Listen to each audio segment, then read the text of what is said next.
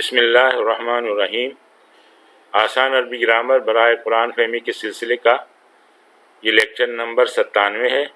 اس میں ہم آج مضاف کے فعل امر کے بارے میں پڑھیں گے۔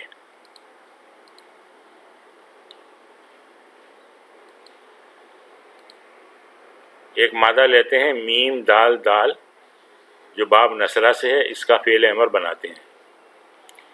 اس کی اصلی شکل مددہ یمددو سے حاضر کا صیغہ تمددو بن جائے گا۔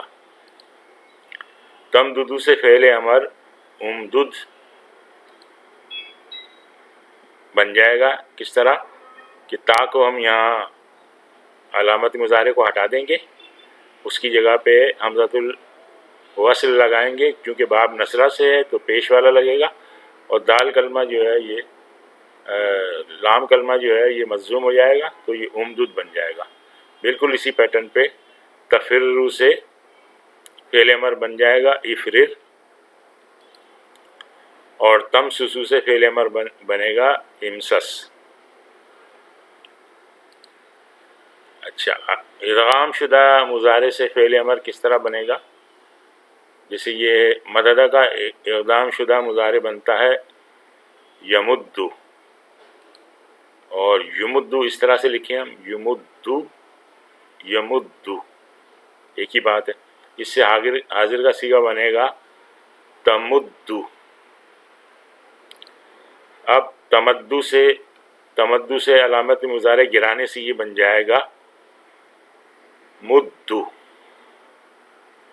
حمزۃ الوصل لگانے کی ضرورت نہیں ہے، پڑھا جا رہا ہے۔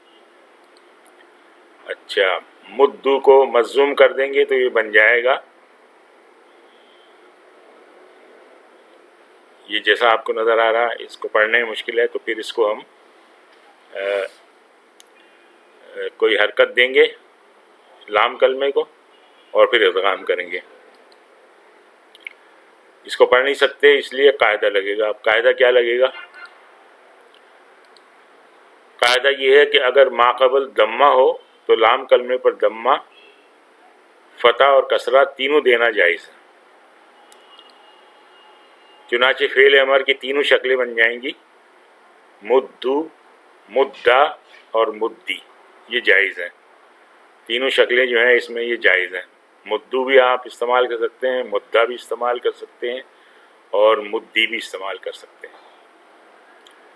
اور اگر ما قبل فتح یا کسرہ ہو تو لام کلمے پر فتح یا کسرہ دینا دونوں جائز ہیں، اس میں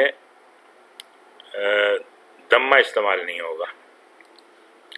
چنانچہ تفرر سے فرا اور فری یہ جائز ہے، یہ دونوں فعل امر ہیں، اور تمسو سے مسا اور مسی یہ دونوں فعل امر ہیں، یہ دونوں جائز ہیں۔ تو اس طرح سے یہ فعل امر ان کا بن جائے گا۔ آج ہم یہیں پہ اکتفا کرتے ہیں۔ سبحانک اللہم و بحمدک، نشہد ان لا الہ الا انت، نستغفرک و نتوب الیک۔